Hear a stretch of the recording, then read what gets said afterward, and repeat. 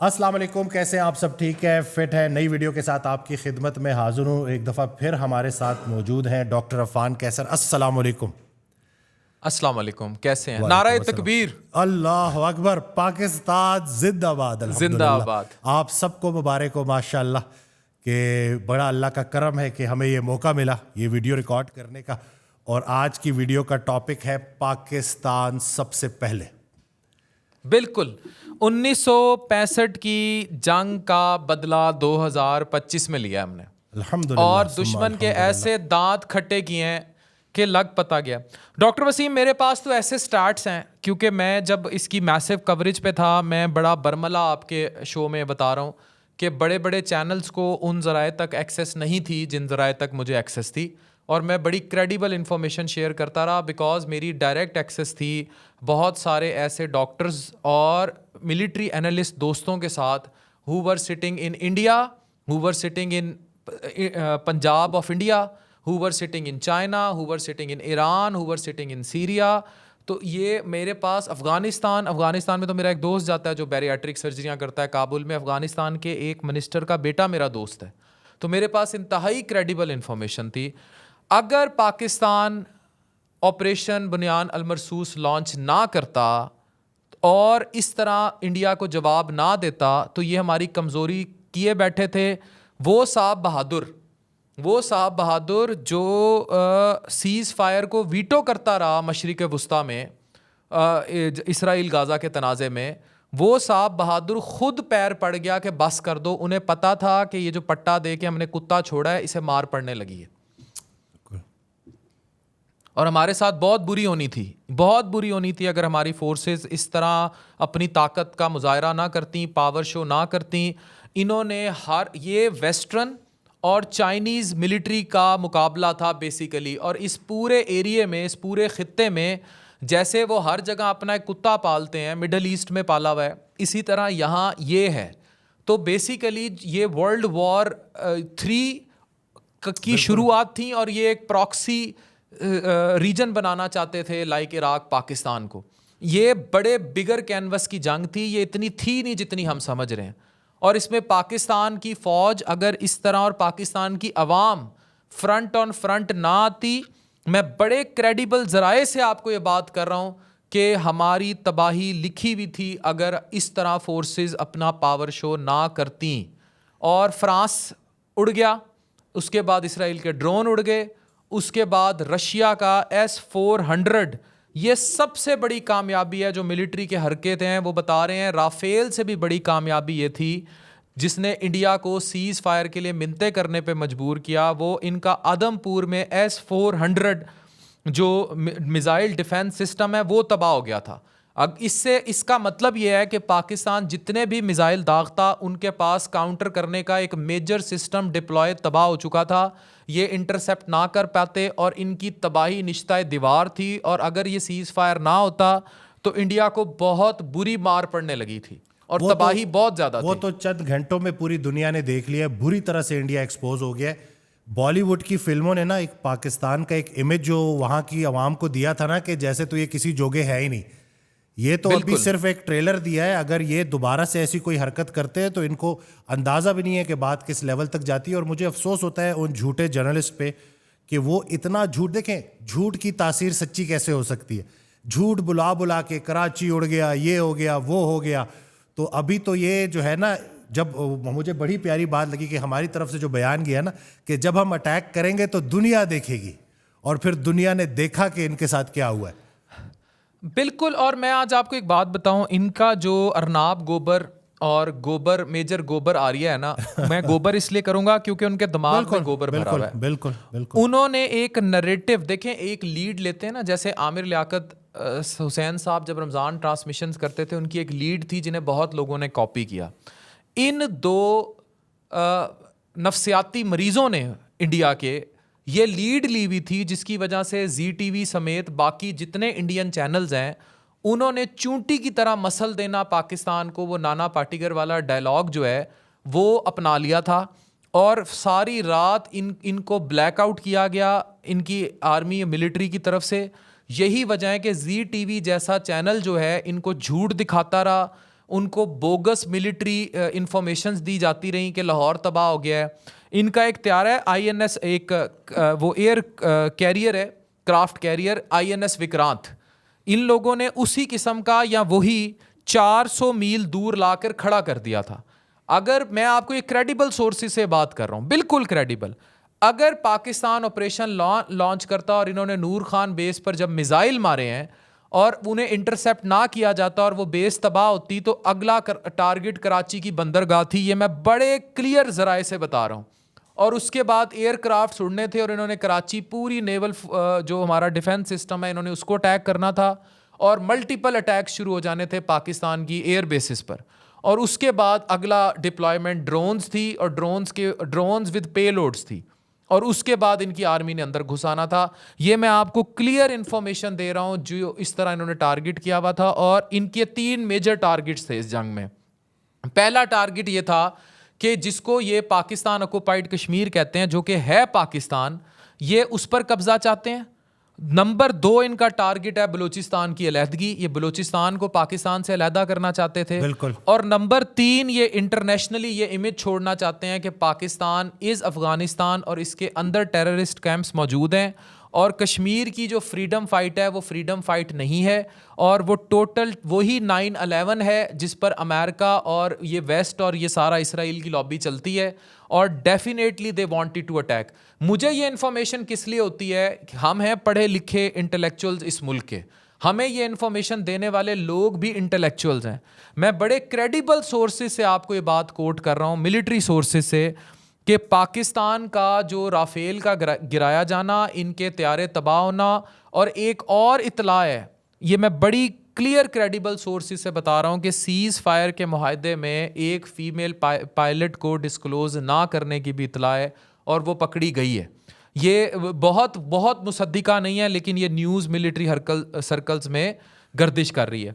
तो पाकिस्तान ने बहुत बुरा इनकी जहारियत को तोड़ा है और भारत का गरूर, वो कहते हैं ना, बशीर उठ के मज़ारा वड्डे चौधरी नू चपेड़ मार दवे ना, तो फिर वड्डा चौधरी अपने पिंड च भी ते नाल वाले पिंड च भी बेइज्जत हो जाता है। वो वड्डा चौधरी है नहीं ना, वो अपने आप को समझता सुपर पावर है और उसकी हकीकत पूरी दुनिया ने देखी है कि भाई जुम्मा 8 दिन क्या हुए हैं, एक थर्ड क्लास बॉलीवुड की एक इंडस्ट्री के ऊपर तुम लोग नाश करते हो।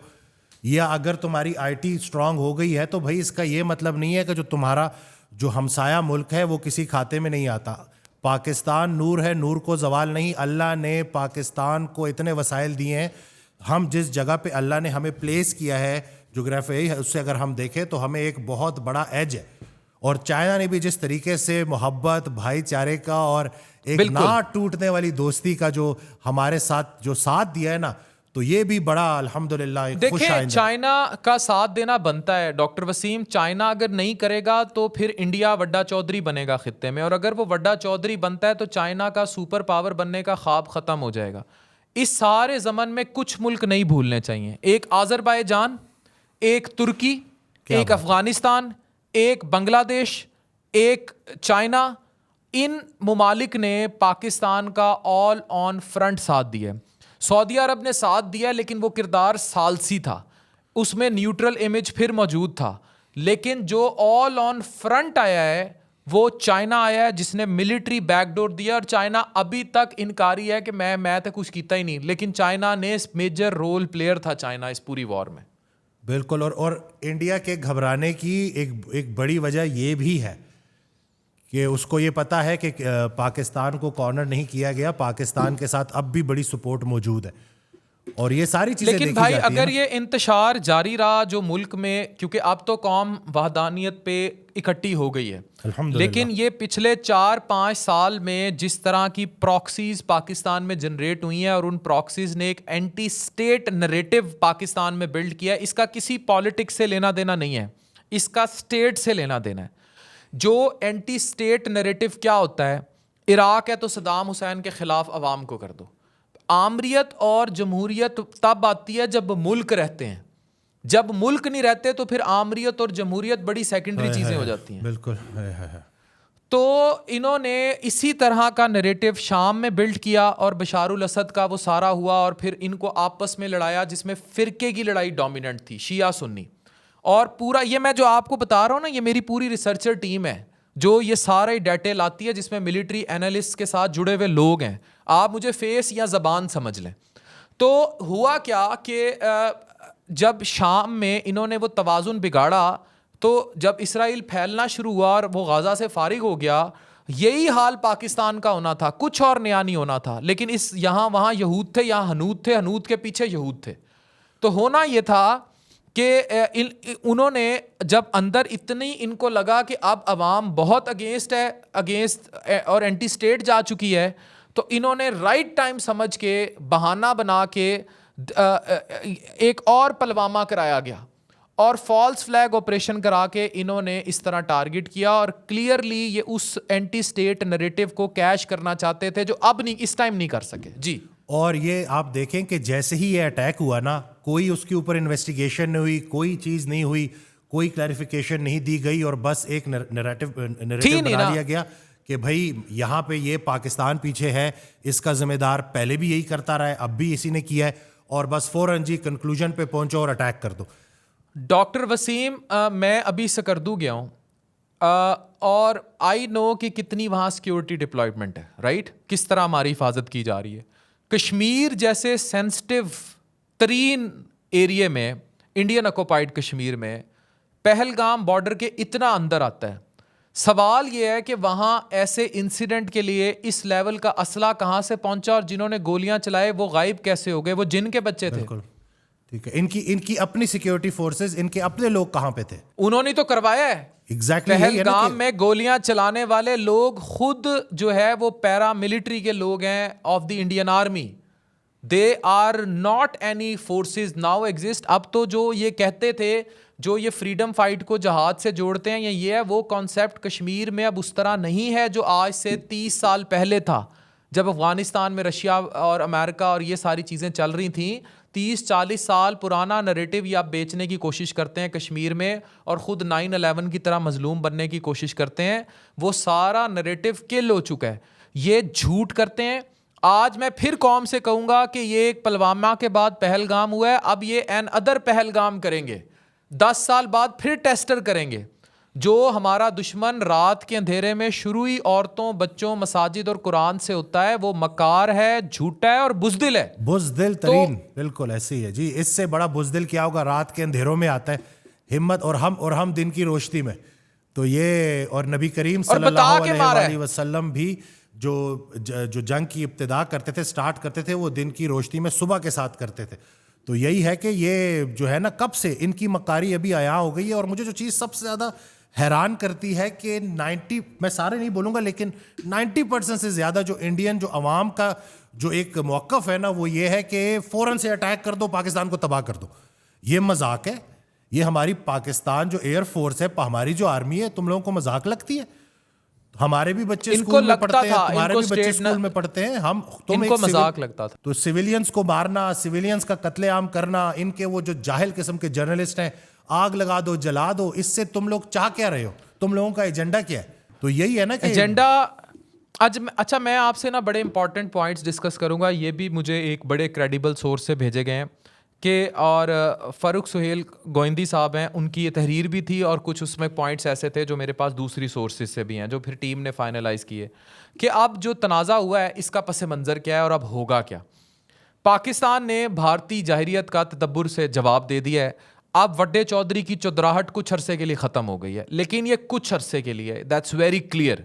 दूसरा ये है कि उन्हें ये राफेल लेने के बाद और ड्रोन्स के बाद भारत को ये हिस्टीरिया था कि उनकी एयर डोमिनेंस बहुत ऊपर चली गई है पाकिस्तान से। लेकिन ये खुद मानते हैं इनकी फिल्मों में कि जहाज़ जो है वो पायलट उड़ाते हैं, मशीन जो है, इन्होंने तो राफेल के अंदर से ऑडियो लीक्स कर दी, पीछे कहानी क्या बच गई। तो तीसरा पॉइंट्स ये था कि फ़िज़ाई हथियारों में मगरिब, अमेरिका, फ़्रांस और बरतानिया ने मुकम्मल तौर पर इंडिया को सपोर्ट किया हुआ था, लेकिन इधर वेस्ट वर्सेस चाइना हो गया और चाइना की डोमिनेंसी हो गई। और आप देखिएगा आने वाले वक्त में लोग वेस्ट से हथियार नहीं खरीदेंगे, लोग चाइना से हथियार खरीदेंगे, जैसे इंडोनेशिया है, जो बाकी लोग अपनी मिलिट्रीज बिल्ड कर रहे हैं। पाकिस्तान इस वक्त दिफाई हवाले से अमेरिका, फ़्रांस और बरतानिया से जान छुड़ा गया। उसने साबित कर लिया कि मेरे साथ चीन खड़ा है तो बहुत है। पाकिस्तान का मिसाइल सिस्टम जिसे इंडिया समझता था बहुत कमज़ोर है, उसने इंडिया पर अपनी सुपरमेसी कर ली। पाकिस्तान एयरफोर्स ने अपना प्रोफेशनलिज्म डोमिनेट कर दिया, अपना सब्र भी और तदब्बर भी और बता के अटैक करने की सलाहियत। भारत, अमेरिका और इसराइल गठजोड़ को जो है इससे शदीद धचका लगा। फिर चीनी दिफाई मसनूआत अगेन आलमी इंडस्ट्री में अब नुमायाँ हो गई। इलाकाई सियासत में चीन बड़े चौधरी के तौर पर आ गया और पाकिस्तान अब छोटा चौधरी है।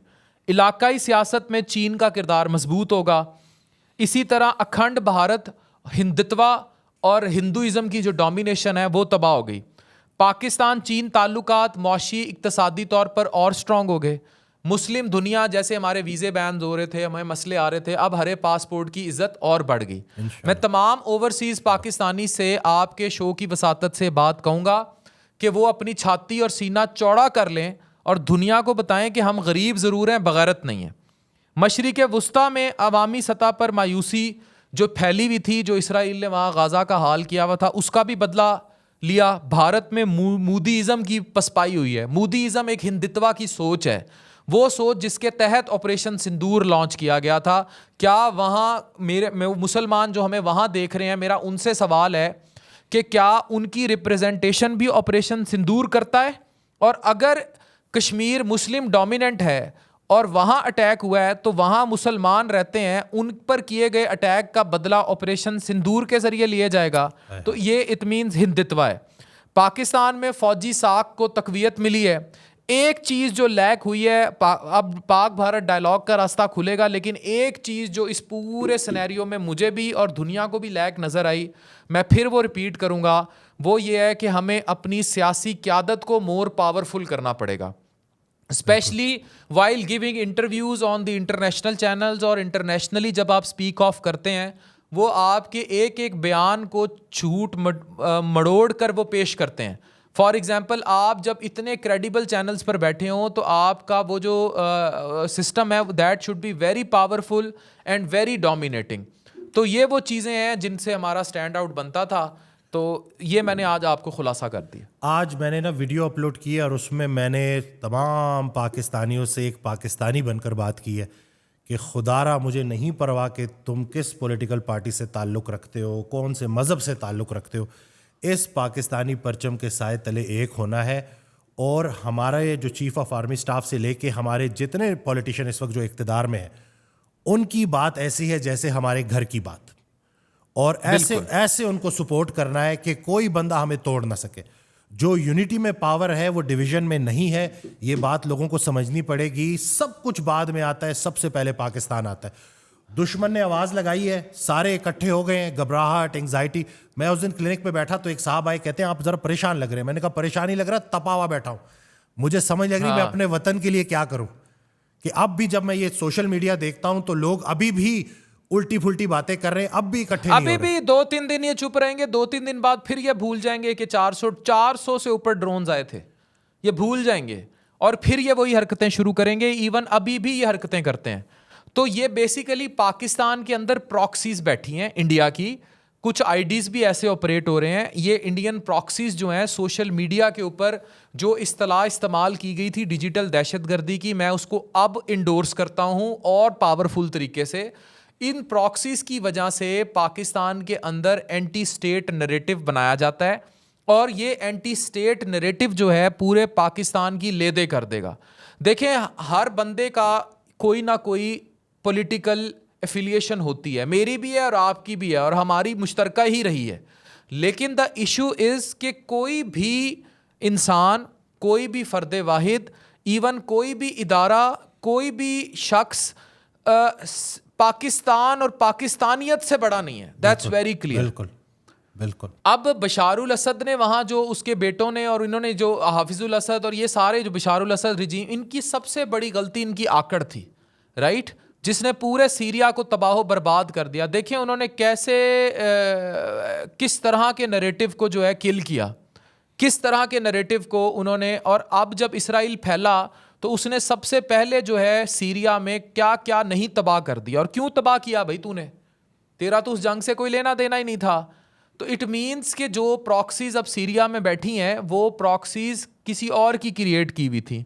Similar is the situation in Pakistan now.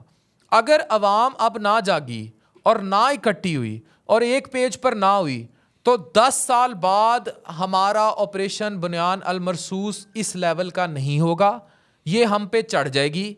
ये पूरी वेस्टर्न लॉबी, इन्होंने भारत को यहाँ वड्डा चौधरी बनाना है और उसकी क्लियर रीज़न इनका गठजोड़ है। और इनके गठजोड़ की वजह से इनको पाकिस्तान, जहाँ जहाँ मुझे पाकिस्तानी लोग देख रहे हैं, इनको ये समझने की ज़रूरत है कि अगर ये इकट्ठे ना हुए इस स्टेज पर तो तबाही नोश्ता दीवार है।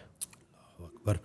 और ये आज उस वीडियो में मैंने ये भी बात की कि ये जो भी आपने कहा ना कि 10 साल 20 साल, ये हमारे लिए अब एक वेकअप कॉल है और हमने बेहतरीन डॉक्टर्स, बेहतरीन इंजीनियर्स, बेहतरीन साइंटिस्ट प्रोड्यूस करने हैं जो अपने पाकिस्तानी होने पर फ़ख्र करेंगे, जो अपने वतन को रिप्रेजेंट करेंगे।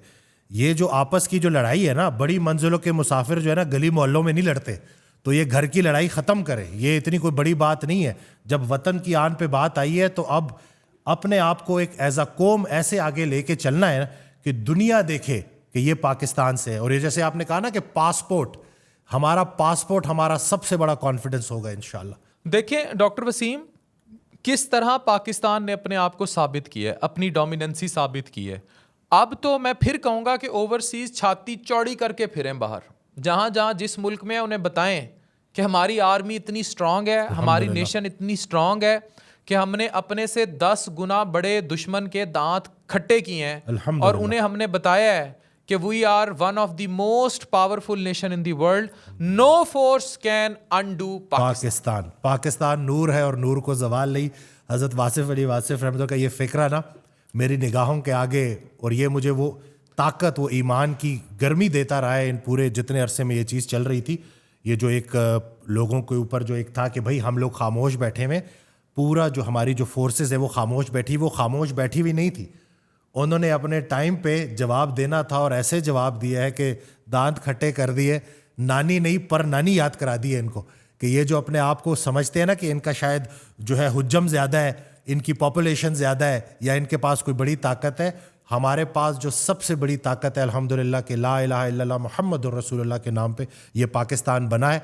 मैं तो अफसोस करता हूँ उन इंडिया में रहने वाले पाकिस्तानियों से भी कि जो बेचारे अपनी आवाज़ नहीं उठा सकते, जो मजबूर है। मुझे तो कॉल कंसल्टेशंस में लेता हूँ ना, और कितने जो इंडिया से जो मुस्लिम है हमारे भाई, वो इस तकलीफ़ का जो है वो इजहार करते हैं कि डॉक्टर वसीम आप लोग बड़े खुश नसीब हैं कि आपको अपना मुल्क मिला है। ये ओपनली शायद ये बात एडमिट ना करे, लेकिन आज इसी पॉडकास्ट के ज़रिए मैं लोगों तक ये मैसेज पहुंचा रहा हूं कि मेरे इन कानों ने, क्योंकि बहुत सारे लोग जो ओवरसीज़, जो इंडिया से जिनका ओरिजिन है, जो वहाँ से बिलोंग करते हैं, वो ये बात करते हैं कि आप खुल के अपने दीन को प्रैक्टिस कर सकते हैं। अपने लाइव में यही बात की थी कि इनके जो ड्रोन्स आए, उन्होंने ये देखा कि उन्होंने सिंध में जाना है, कराची में ये बलूचिस्तान में जाना है, या उन्होंने बहावलपुर पंजाब में आ रहे हैं, या वो KPK में जा रहे हैं, या वो कश्मीर में जा रहे हैं, या वो लाहौर में जा रहे हैं। उन्होंने ये नहीं देखा। ना उन्होंने ये देखा जिस मदरसे पे उन्होंने मारे मिज़ाइल बहावलपुर में वो सुन्नी थे, और जो इर्तज़ा बच्चा शहीद हुआ उसका मसलिक शिया था। उन्होंने सुन्नी शिया नहीं देखे, उन्होंने सूबे नहीं देखे, उन्होंने ज़बान नहीं देखी, उन्होंने कुछ नहीं देखा। हनूद ने कुछ नहीं देखा, उन्होंने मारा। तो हम किस बात पर फिरकों में बटे हैं, ये सवाल है। बिल्कुल। और सुबह के वक्त उस ऊंची आवाज़ से जो हमारे सोए हुए बच्चे जागे हैं, जिनको हमने गोदों में उठा के साइड पे करके कि उनको बाहर की आवाज़ ना आए कि बाहर क्या चल रहा है, हम क्या मेमोरीज दे रहे हैं इन बच्चों को। तो ये जो दुश्मन है ना, वो ये चीज़ें नहीं देखता। वो तो अपनी उस नफरत में, उस हसद में कि इनकी आंखों को चुपता है ये वतन पाकिस्तान, और ये इंशाअल्लाह ताक क़यामत चुपता रहेगा इनको, और ये सारी ज़िंदगी कोशिशें करते रहेंगे और ज़लील और रुसवा होते रहेंगे। देखें डॉक्टर वसीम, मुझे तो गुस्सा इतना आया था, मुझे जब उस टाइम कहा गया, मेरा बस नहीं चल रहा था, मैंने ने कहा कि अगर मुझे इस टाइम टैंक के आगे अपने सीने पे बम बांध के भी लेटना पड़ा तो मैं जाऊंगा। मुझे इस कदर गुस्सा था। देखें, हम अपने जज्बात को काबू नहीं रख सकते when it comes to Pakistan, और अगर हमारे बच्चों का मुस्तकबिल सिक्योर नहीं है, हमारी पाकिस्तानियत सिक्योर नहीं है, तो हम स्टैंड आउट किधर करेंगे। हमें ये बात साबित करनी पड़ेगी और हमें ये बात समझनी पड़ेगी कि पाकिस्तान है तो हम हैं, पाकिस्तानियत है तो हम हैं। पाकिस्तानियत के बग़ैर हमारा कोई वजूद एग्जिस्ट नहीं करता, और हमारा मुकाबला बहुत बड़े दुश्मन से है, वो दुश्मन हमें स्पेयर नहीं करेगा। बिल्कुल। और मैं इसमें एक बात ऐड करता चलूँ, और ये बात समझना बहुत ज़्यादा ज़रूरी है कि इस वक्त हमें नौजवान लोग भी देख रहे होंगे कि खुदारा ये जो कंटेंट है, इंडियन कंटेंट, ये जो गलाजत है, ये जो फ्लॉप फिल्में ये जो है नेटफ्लिक्स पे और इसी तरह के बाकी प्लेटफॉर्म्स पे लगा देते हैं, जो खुद तो चलती नहीं है फिर हमारे मत्थे लगा देते हैं। इन लोगों ने, इन बॉलीवुड की फिल्मों ने इन लोगों का जहन इतना ख़राब किया है और अब ये हमारे बच्चों को भी ख़राब कर रहे हैं। तो टोटल इसको बैन किया जाए। ना इनके ड्रामे देखने हैं, ना इनकी ड्रामेबाजियाँ देखनी है, ना इनकी फिल्में देखनी है। इनके सेलिब्रिटीज़ ने जो मौक़िफ़ इख्तियार किया है कि जस्टिस सर्व्ड, अच्छा हुआ, ये सारे के सारे जय हिंद, जय हिंद और ये सब, तो इसका मतलब है कि इस दिन के बाद अगर कोई बंदा बॉलीवुड का कंटेंट कंज्यूम कर रहा है या इनको हीरो समझता है। अभी मैं देख रहा था कि वो पता नहीं वो शाहरुख खान किसी वो गाले में गया हुआ था वहाँ कुछ, तो हमारे पाकिस्तानी के जी हमारी बड़ी बचपन की अच्छी मेमोरीज हैं, तो इसका जो आउटफिट था वो बड़ा अच्छा था। ओ भाई खुदा का खौफ करो, इस वक्त तुम्हारा मुल्क के ऊपर उन्होंने अटैक किया है और तुम्हें ये हीरोज नजर आ रहे हैं। मेरे नज़दीक ये सारे जीरोज हैं, ये फिल्म के पर्दे पे नजर आने वाले बुज़दिल लोग हैं जो बेवकूफ़ बना के आपको एक मंजन बेचते हैं और उसके ऊपर आप उसको हकीकत समझकर अपने अंदर दूसरे मुल्क के खिलाफ नफरत पालते हैं और फिर ये इसी चीज़ को आगे आप फैलाते हैं।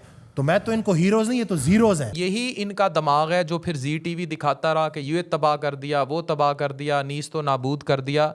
ये बेसिकली फ्रॉड हैं, झूठ हैं, ये झूठ बेचते हैं, झूठ पे बने हैं और इनका सारा नरेटिव ही झूठ था। इवन पहलगाम से लेकर पुलवामा से लेकर अब ये फिल्में बनाएंगे ऑपरेशन सिंदूर, लेकिन जो उसके बाद इनका तंदूर बना है वो ये नहीं दिखाएंगे, ये सिर्फ ऑपरेशन सिंदूर पे ख़त्म कर देंगे। तंदूर जो है ना, तंदूर जो इनका बना है, तो अब हम तंदूर फिल्म बनाएंगे जिसमें हम कास्ट करेंगे शान भाई को।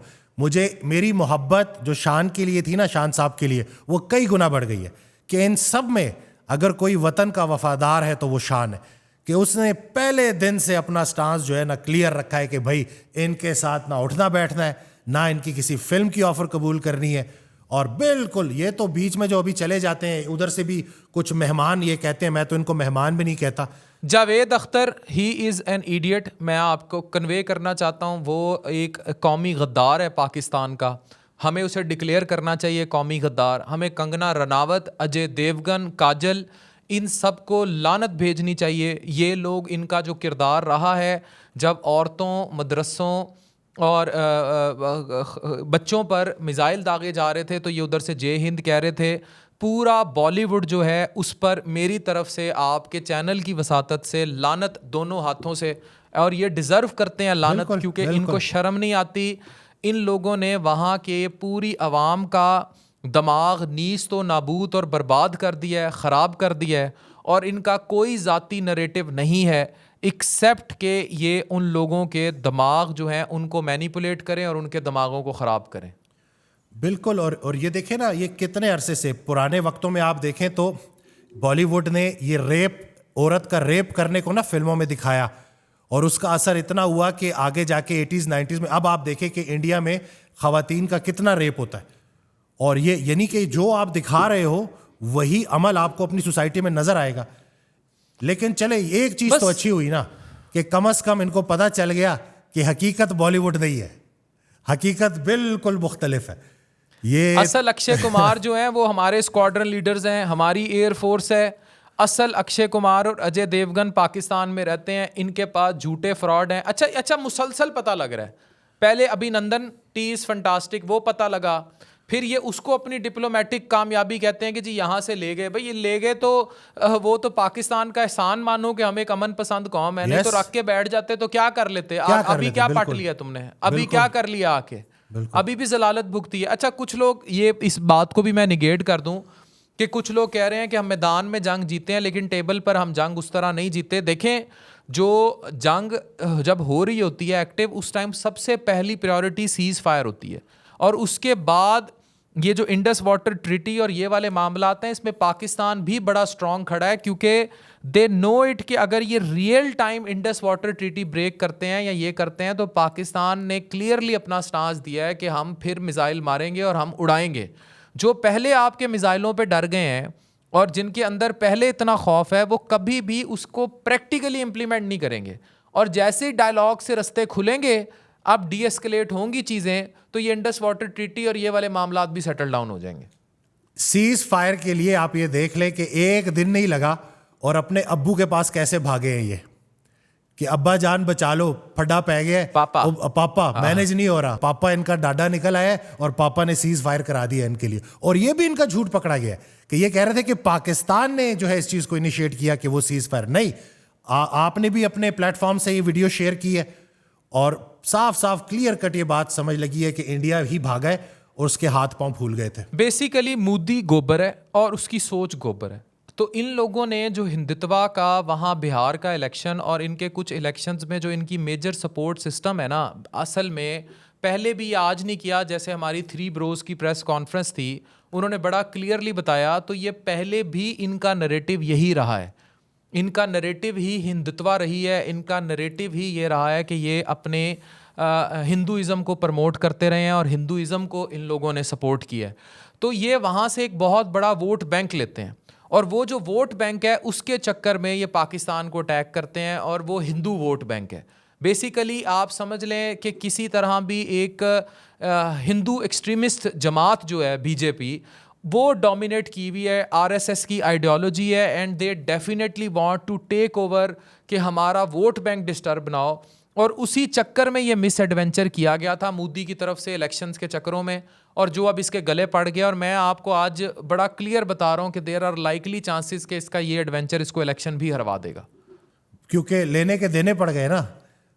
देखिए, लेने के देने पड़ गए। एक चाल तुम चलते हो और एक चाल अल्लाह चलता है और अल्लाह बेहतरीन चाल चलने वाला है। तो ये जो आज तो दुनिया ने देख लिया अल्हम्दुलिल्लाह, और ये ऐसे नहीं है कि पाकिस्तान कोई इत्तेफाक से बना है, ये अल्लाह का हुक्म है, अल्लाह का अमर है और दुनिया की कोई ताकत पाकिस्तान को अंडू नहीं कर सकती। जैसे कि आपने कहा, चाहे जितना मर्जी ये लोग जोर लगा लें। आज तो इनको सिर्फ वो एक दिन का जो एक झलकी नजर आई है ना, तो इनके हाथ पांव काम गए। हम तो कहते हैं कि आओ, अगर तो फिर ये बात है तो फिर आओ, हम तो हर बंदा सर पे कफन बांधे खड़ा है। हम तो मर गए तो शहीद, बच गए तो गाजी। हमारा तो लहू जोश मारता है। हम तो जिस बचपन में हमने देखा है हमारे स्कूल्स में, आप भी, के 14 अगस्त को जिस तरीके से हम इस सबको सेलिब्रेट करते थे, जितनी स्पीचेस मैंने दी है, मेरी अम्मा अल्लाह उनके दर्जात बुलंद फरमाए, आओ बच्चों तुम्हें सुनाऊं 14 अगस्त की खुश नवीद। तो ये खुश नवीद जो 14 अगस्त की है ना, ये हमेशा रहेगी, ता कयामत रहेगी। It's high time doctor Wasim कि अब फिर से कौम को नेशनलिज्म पढ़ाया जाए, फिर से कौम को कौमी वहदानियत पढ़ाई जाए, फिर से 14 अगस्त 23 मार्च को सेलिब्रेट किया जाए, फिर से हरे झंडे के नीचे कौम को और फोर्सेस जो हैं उनके दरमियान खलीज को मुकम्मल ज़ीरो किया जाए, फिर से पाकिस्तानियत हमारी रगों में इंजेक्ट की जाए। और ये वो मौका है कि जब कौम को इकट्ठे कर दिया गया है तो कौम शुड बी यूनाइटेड एंड कौम शुड प्रूव देमसेल्व्स कि they are the best nation in the world. इंशाल्लाह जी, टैलेंट की कमी नहीं है, रिसोर्सेस की कमी नहीं है, बस कमी है तो इकट्ठे होने की थी, जो अब इकट्ठे हो गए। और ये मेरी भी और आपकी भी जिम्मेदारी है और उन तमाम लोगों की जिम्मेदारी है जिनको लोग सुनते हैं। अच्छा डॉक्टर वसीम, आज एक किरदार पाकिस्तान की इन्फ्लुएंसर इंडस्ट्री से मैं मुखातिब हूँ, आप मेरे साथ हैं।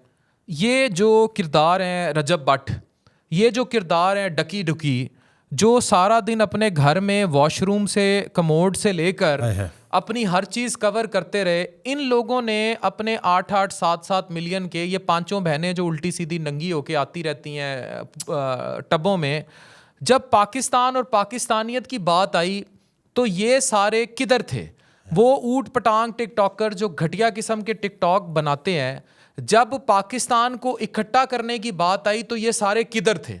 इन सारों ने अपना मकरू चेहरा दिखाया। ये छोटे से छोटा फ़ोन ख़रीदने दुबई भाग जाते हैं ये और दिखाते हैं उसको, उसके ऊपर से गाड़ियां गुजारते हैं। ये एक दूसरे को अपनी वेडिंग एनिवर्सरीज़ पे कई कई करोड़ की गाड़ियां गिफ्ट देते हैं और उन्हीं व्यूज़ से गिफ्ट देते हैं जो इनको यहाँ पढ़ते हैं, और ये हर चीज़ वहाँ कवर करते हैं और बाहर के फॉरेन टूर्स में एक एक दिन का ये वीलॉग बनाते हैं। ये सारे कॉकरोच जब पाकिस्तान और पाकिस्तानियत और पाकिस्तानी वहदानियत की बात आई तो ये किधर चले गए? ये किधर फौत हो गए? इन पे क्या सख्ता तारी हो गया? शर्म नहीं आई इनको कि पाकिस्तान को जब इनकी ज़रूरत पड़ी कि ये ऑल ऑन फ्रंट आते और पाकिस्तान और पाकिस्तानियत और पाकिस्तान की कौम को इकट्ठा करते और फोर्सेस का मोराल बुलंद करते। इनको चाहिए था ये नूरजहां बनते, ये सारे किधर चले गए जब कौम इनका हर गंद देखने को तैयार थी, गलाजत। इसका मतलब है ये फेक किस्म की इनकी मादियत परस्ती की जो है सारी प्रेवलेंस थी, जो कि आउटबैक कर गई। और इनको ये डर था कि इनके चैनल पर स्ट्राइक्स ना आ जाएं, इन्हें ये डर था कि इनकी इंडियन ऑडियंस फॉलोइंग ना लॉस हो जाए। आपको मुझे तो डर नहीं था, मैं तो पेज पे बार बार लाइव मोदी को गोबर कहता रहा हूं। मुझे इंडियन अभी तक इंडिया इस कदर ना अहल है कि मेरे पेज को अपनी कंट्री में रिस्ट्रिक्ट भी नहीं कर सका। तो ये इस किस्म के ये इनको क्या खौफ था। मुझे तो कौम ने इतनी इज्जत दी कि मेरी 28 दिनों की रीच 211 या 12 मिलियन से ऊपर चली गई। ये कौम जिसको इज्जत दे उसको ये इंडियन फैंस क्या करने हैं।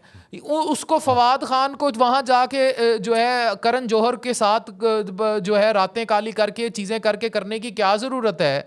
Y they do all this thing. Hania Aamir को बादशाह की क्या ज़रूरत है। वाई ये do all this things. Pakistan कम पड़ गया है, पाकिस्तान का प्यार कम पड़ गया। इंफीरियॉरिटी कॉम्प्लेक्स में है ना।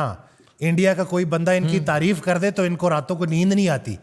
जावेद अख्तर की चरणों में जब तक ये ना बैठे और वहां से आशीर्वाद ना ले इनको चैन नहीं आता। इनको जो है ना बड़ा, मैं कहता हूं कि इंफीरियॉरिटी कॉम्प्लेक्स ही होगा बंदे को तो ये करेगा। भाई कौन सी इंडस्ट्री, ये बेसिकली बॉलीवुड की हाइप है जो ये टके टके के रोल लेने के लिए उन फिल्मों में जो पाकिस्तान मुखालिफ हैं, जिनका नरेटिव एंटी स्टेट है, ये उनमें रोल लेने के लिए ये बिल्कुल भी आपके रियल स्टार्स नहीं है। आज के बाद मैं कौम को ना देखूं कि ये फवाद खान को, डक्की को, रजब भट्ट को, सिस्टरोलॉजी को, हानिया आमिर को अपना स्टार कहे। अगर ये स्टार होते तो ये फोर फ्रंट आते अपनी कंट्री के लिए, ये अपने आप को साबित करते। मेरी नज़र में रियल स्टार शान है। मेरी नज़र में रियल स्टार हर वो बंदा है, मुझ आप समेत, वो बंदा जो इस वक्त पाकिस्तान के साथ खड़ा था, इस बात की परवाह किए बगैर कि हमारे इंडियन फॉलोइंग जाती है जाए, हमारा पेजेस पे स्ट्राइक्स आती हैं आए, हम लानत भेजते हैं। देखें पाकिस्तान ही नहीं रहा तो ऐसे यूट्यूब चैनल्स, ऐसे फेसबुक पेजेस हमने अचार डालना है उनका। हमारे लिए सबसे पहले पाकिस्तान है। पाकिस्तान है तो हम हैं। पाकिस्तान जिंदाबाद। पाकिस्तान जिंदाबाद। ये मेरी टीम भी ना वो जानती है कि मेरी जो ज़्यादा फॉलोइंग है यूट्यूब पे भी, इंस्टाग्राम पे भी 50% से ज़्यादा वो इंडिया से। तो क्या, सो व्हाट। वही बात है ना कि भाई जब वतन को मेरी ज़रूरत है और उस वक्त मैं किसी कोने में जाके छुप गया हूं तो मैं लानत भेजता हूं ऐसी ज़िंदगी पर। और मैं उन तमाम लोगों से मुखातिब हूं, उन तमाम सेलिब्रिटीज़ से कि जिन्होंने अपने चैनल्स पर आगे आके इंडिया को कंडेम नहीं किया, उसकी इस जुल्म की, इस टेररिज्म की मुखालिफत नहीं की। उनके लिए मैं चाहता हूं कि कोई गद्दारी का ऐसा लॉ बने, या जितने भी ये इन्फ्लुएंसर्स हैं कि जिनको अल्लाह ने फॉलोइंग दे दी है, तो इन लोगों के ऊपर बड़ी जिम्मेदारी बनती है, क्योंकि ये लोग जब सामने आएंगे तो ज्यादा दूर तक बात जाएगी। आज हमें जब सबसे ज्यादा जरूरत है, ये लोग किधर है, ये लोग क्यों खामोश बैठे हुए? कितने पैसे कमा लोगे जालिमों, कितने पैसे कब्र में लेके जाओगे ये पैसे? तो यही है ना कि इन चीजों का क्लियर होना, मकसद का क्लियर होना बहुत जरूरी है। और मकसद हमारा वतन से बढ़कर नहीं हो सकता। वतन है तो हम हैं, अल्हम्दुलिल्लाह। वतन इश्क़े मन, वतन जाने मन। पाकिस्तान है तो हम हैं, पाकिस्तान नहीं तो हम नहीं। इसलिए ये यूट्यूब चैनल्स, ये इंडियन फॉलोइंग, ये इंडियन फैंस, ये सब मैटर नहीं करता when it comes to no force can undo Pakistan. So I clearly state, Pakistan जिंदाबाद। पाकिस्तान की आर्मी, पाकिस्तान की एयरफोर्स, नेवी, पाकिस्तान की फोर्सेस जिंदाबाद। पाकिस्तानी अवाम जिंदाबाद। और पाकिस्तानी अवाम ने जिस तरह जज्बा दिखाया है, एक चाचा जी बैठे ना सिगरेट लगा के ड्रोन पे तज्जिया दे रहे थे। आपके घर के पास से एक बंदा 125 पे ड्रोन उठा के एक बच्चा मोटरसाइकिल पे ले गया इनका। क्या बात, ये तो इंडिया के साथ हुई है। अल्लाह अकबर। आपके घर के पास से ही ये बहरिया और ये जो फेस जहां आप रहते हैं, फेस 7, वहीं कहीं एक बच्चा 125 उठा के भाग गया वहां से। क्या बात है। मुझे अनवर मकसूद साहब की बात याद आ गई कि उन्होंने एक जगह कहा कि पाकिस्तान जो है ना वो अल्लाह की सूरह रहमान है। तो उन्होंने पूछा कि वो क्यों? तो उन्होंने बड़ा प्यारा जवाब दिया कि तुम पाकिस्तान की कौन सी नेमतों को झुटलाओगे, कौन कौन सी नेमतों को झुटलाओगे? पाकिस्तान का इतना हमारे ऊपर जो है ना, ये जो अल्लाह का करम है कि अल्लाह ने हमें इस वतन में हमारी आंख खुली, हमें इस वतन ने वो सब कुछ दिया है कि हक तो ये है कि हक अदा ना हुआ। हम अगर सब कुछ इस पे लौटा भी दें तो तब भी हक अदा नहीं कर सकते। वतन के इतने एहसानात हैं हमारे ऊपर। अच्छा डॉक्टर वसीम, आप ये देखें, वतन के इतने एहसान है, कौन सा काम ऐसा है पाकिस्तान में, चाहे वो टैक्स हो, चाहे वो प्रॉपर्टी के काम हो, चाहे वो घर बनवाना हो, चाहे कहीं ऑफिस में जॉब हो, चाहे जो थूक पकौड़े से नहीं होता, हो जाता है हर चीज का जुगाड़। हर चीज का पाकिस्तान में जुगाड़ भी निकल आता है। हर तरह से पाकिस्तानी कंफर्टेबल भी रहते हैं, कहीं ना कहीं निकल भी आते हैं। मुझे नहीं समझ आती कि हम पाकिस्तान के को क्यों इतना बुरा भला कह देते हैं। मुझे वाकया याद आ गया कि मेरी खाला थी ना, उनका कोई, उनके हस्बैंड का पर्दा फरमा गए थे तो उनका अकाउंट जो था वो डोरमेंट हो गया था। तो मैं उधर गया तो वहाँ पे ना गर्मी थी और बड़ा रश लगा हुआ।